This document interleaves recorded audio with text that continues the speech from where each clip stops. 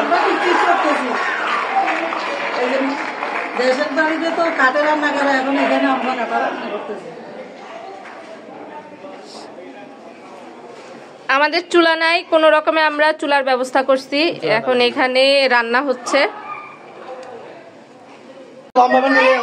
না না না, এই যে আমাদের পিকনিকের এরা সবাই সদস্য। এই একজন রিক, তোমার কেমন লাগতেছে পিকনিকে? অনেক বেশি ভালো লাগতেছে। হাত সরাও, তুমি হাত দিয়ে রাখছো কেন? লজ্জা পাচ্ছ?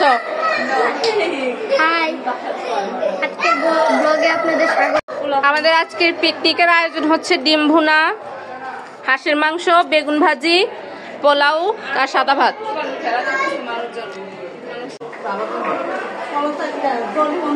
ডিম রান্না হয়ে গেছে আমাদের, এখন একটু ধনিয়া পাতা দিলে ডিম রান্না শেষ। রাঁধুনি অনেকজন আছে।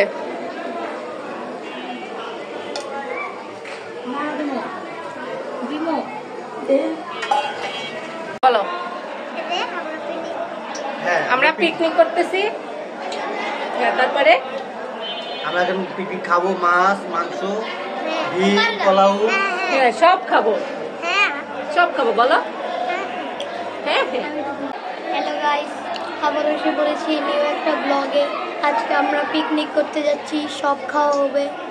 যেমন আমাদের হাঁসের মাংস রাঁধছে, তার সাথে সাথে ডিম ভুনাও আছে, সবই হবে আজকে।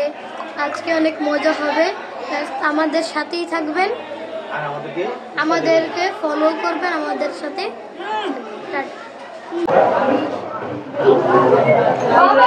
ওরা রান্না করছে আর ওইখানে যে দুইজন এত দুষ্টামি করতেছে যে মানে আর বলার কিছু নাই। আর যে এখানে এরা দুজন মোবাইল নিয়ে ব্যস্ত। দেখুন কি ভালোবাসা তাদের, দুটি মাথা একই সাথে।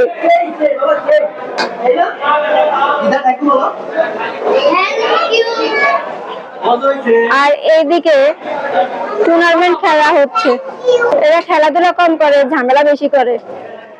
আর এই হচ্ছে আমি এখানে সবাইকে অবজার্ভ করতেছি। উনি তাড়াতাড়ি চলে যাবে, তাই উনি একটু তাড়াতাড়ি খেয়ে নিচ্ছে, কারণ আমাদের 12:30টায় গেট বন্ধ হয়ে যাবে।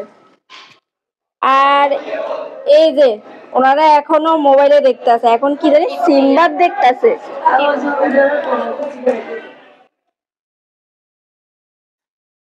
এত সময় বেগুন ভাজি করছে, এখন মোবাইল টিপতেছে। তারপরে এই যে সুসমস্যা গাছে আলু টালু গাছে এখন খাচ্ছে আর মোবাইল দেখছে। আমি খাওয়াতেছি, আমি খুব হাত দিয়ে একটু খাবেন তো মাছ চলছে। না না বেশি খাই না, রিকে আর কতটুকু হাত দিয়ে মাংস খাইছে। এই যে আমার বেশি নাড়তে পারছে না। এটা আমি স্পেশাল মানে আধুনিক যুগের টিকটকার বুয়া।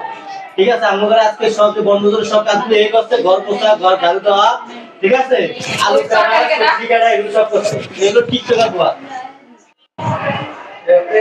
কত বেশি, দাম বেশি, আর এগুলো চাহিদা বেশি।